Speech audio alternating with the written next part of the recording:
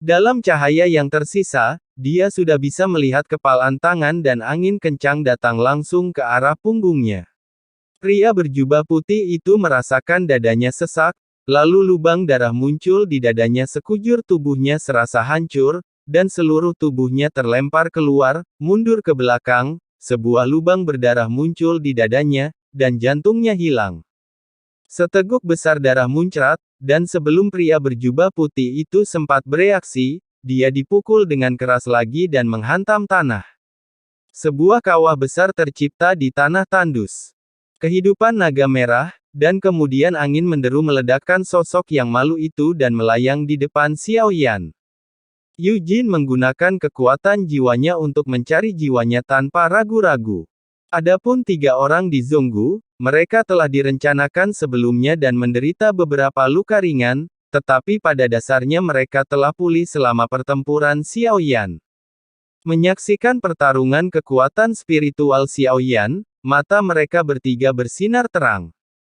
Xiao Yan bertindak tegas tanpa kecerobohan apapun. Meskipun langkah keempat ini telah diperhitungkan terlebih dahulu, dan memiliki keuntungan, terlihat jelas bahwa Xiao Yan sangat kuat, sehingga meskipun dia berencana untuk mengatur formasi terlebih dahulu, tidak ada yang dapat dia lakukan untuk melawan Xiao Yan. Saudaraku, tolong dengarkan aku. Pria berjubah putih itu kesulitan berbicara. Adapun Xiao Yan, dia terus menggunakan misteri pencarian jiwa. Kelicikan klan ini, jadi lebih baik mencari jiwa saja.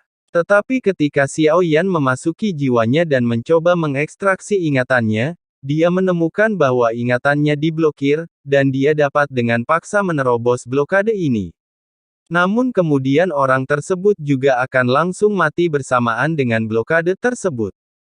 Benar saja, klan ini masih memiliki sarana seperti itu.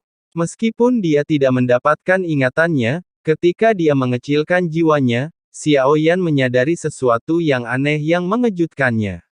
Perasaan jiwanya hampir sama persis dengan aura Cimi yang diketahui Xiao Yan. Jika bukan karena jiwa suatu klan sama, maka pria berjubah putih di depannya akan menjadi salah satu klonnya. Tentu saja, Xiao Yan juga mengetahui tiruan dari klan Cimi. Jika pria berjubah putih ini sama, maka mungkin saja dewa yang sebenarnya ada di gerbang kuno ini. Kehancuran tempat ini juga membuat Xiao Yan merasa aneh, melihat sekeliling, semua makhluk hidup tampak layu, dan bahkan tidak ada sehelai rumput pun yang terlihat di tanah. Tidak hanya itu, di dunia ini keberadaan energi spiritual langit dan bumi bahkan tidak terdeteksi, tingkat penipisannya pun tidak terbayangkan. Tidak ada bekas kelelahan yang tersisa, meski sengaja diserap, sulit mencapai level ini. Dan mengapa pria berjubah putih ini begitu tegas? Dan mengapa pria berjubah putih ini mengambil tindakan begitu tegas, dan apa tujuannya? Tanpa pembentukan jiwa dan verifikasi, tidak ada cara untuk mengetahui apapun. Kemudian, Xiao Yan menemukan Naji pada dirinya dan setelah membuka segel dunia, hal-hal di dalamnya menjadi lebih mengerikan, hampir tidak ada barang berharga. Masyarakat miskin ibarat tempat terpencil, tidak ada rumput yang tumbuh. Di saat yang sama, ketiga orang Zhonggu juga datang ke sisi Xiao Yan. Apa yang sebenarnya terjadi di sini? Xiao Yan bergumam. Zhonggu melihat ke tanah terpencil saat ini, dia tidak tampak terkejut, dan matanya tampak berpikir. Saya telah mendengar tentang klan obsesif, ras ini pernah membagi dunia, dan ketika sampai pada akhir, semuanya habis. Pada saat inilah dunia abadi dan iblis, yang menginginkan lebih banyak sumber daya, melancarkan perang melawan dunia sensi. Pada akhirnya, makhluk abadi dan iblis dikalahkan, dan sumber daya menjadi semakin langka. Klan obsesif yang licik menyusup ke berbagai keluarga dan menjarah sumber daya dengan menyita tubuh. Di dunia kuno yang abadi dan iblis ini, orang-orang kuat berkumpul dan melancarkan pertempuran mencekik melawan klan obsesif. Klan yang terobsesi telah dibenci oleh banyak keluarga abadi dan iblis sejak saat itu. Seiring berjalannya waktu, klan obsesif berangsur-angsur menghilang dari dunia kuno keabadian dan iblis.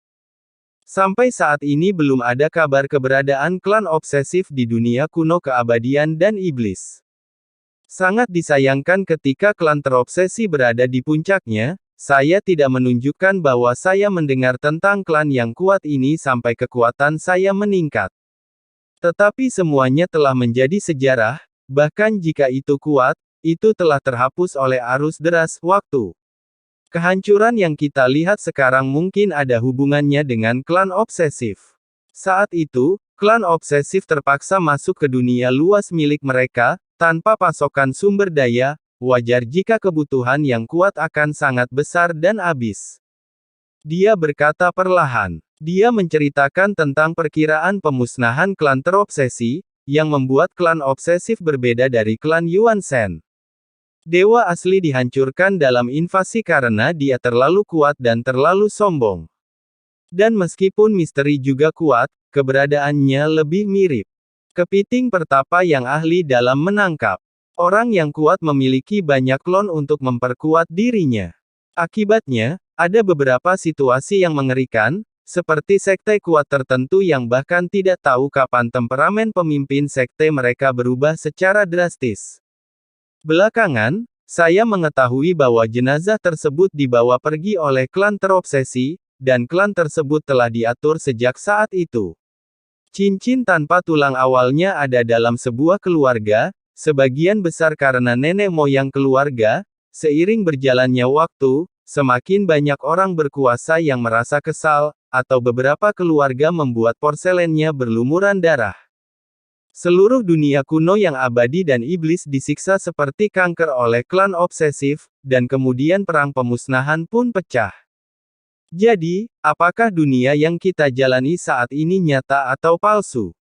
Dunia besar hanya ada dalam rumor sejak lama. Konon sudah lama runtuh dan menghilang. Jika Daisuke Yaten adalah orangnya, menurut saya kecil kemungkinannya. Zhen Zonggu mengerutkan kening dan membuat analisisnya. Xiao Yan melihat sekitarnya, terlepas dari apakah tempat ini benar atau salah, setelah masuk ke sini, dia bisa lebih memahami klan obsesif. Meskipun dia tidak memiliki garis keturunan klan obsesif, dewa jahat telah mengambil kekuatan untuk merebut tubuh milik obsesi. Dan sekarang, Xiao Yan telah menggunakan kekuatan klan terobsesi untuk merebut tubuh guna memberikan dirinya banyak klon. Meskipun dia tidak memiliki garis keturunan, dia tampaknya memiliki nasib yang tidak dapat dijelaskan dengan keluarga yang terobsesi ini. Adapun apakah orang-orang yang begitu terobsesi dengan hal itu menghilang seperti yang dikatakan Zonggu, masih belum pasti, karena sejarah ditulis oleh orang-orang. Kemampuan yang begitu kuat dari klan terobsesi mungkin tidak menarik ketamakan orang-orang yang berkuasa. Apakah karena obsesi terhadap klan sehingga masyarakat menjadi tercela, atau ada hal lain yang tersembunyi di baliknya? Setelah tiba di sini, Xiao Yan ingin mengetahui beberapa hal di sepanjang jalan, dan jika memungkinkan, akan lebih baik jika dia dapat lebih meningkatkan kekuatannya dalam merebut tubuh. Kekuatan merebut tubuh yang diberikan juga sangat kuat. Namun dengan perebutan tubuh selanjutnya justru lebih mengandalkan kekuatan jiwa Xiao Yan sendiri. Qi telah memasuki waktu itu, ambil satu langkah pada satu waktu dan lihat satu langkah pada satu waktu. Bukankah Wan Sheng Demon Realm memberiku misi? Xiao Yan memandang Zonggu dan bertanya. Saat masuk ke sini saat ini, saya tidak tahu apapun tentang misinya, tapi saya ingin melihat apakah saya bisa mengikuti petunjuk untuk mempelajari lebih lanjut tentang tempat ini.